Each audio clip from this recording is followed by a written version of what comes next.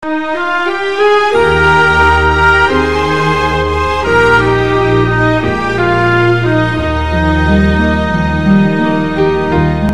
I remember when we were building this building, the sanctuary, everyone said it was impossible.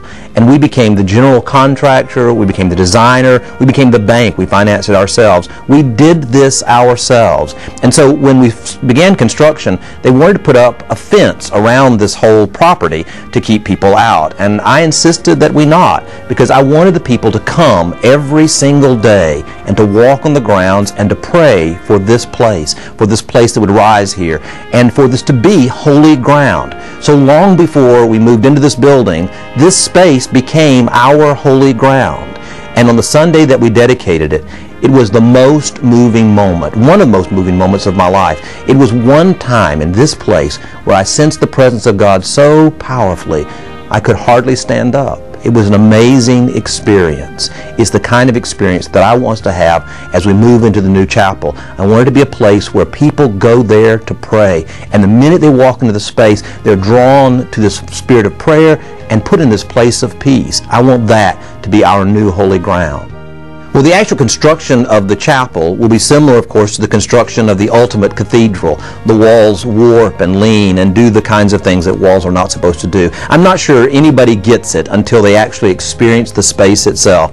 It wasn't until I went to Philip Johnson's compound up in New Canaan and the visitors pavilion that is there now, and walked into that space with walls that leaned above you and warped, and it was just disorienting, but in a sort of wonderful kind of way, because it was doing something that you didn't expect a building to do. You were having an experience you had never had before.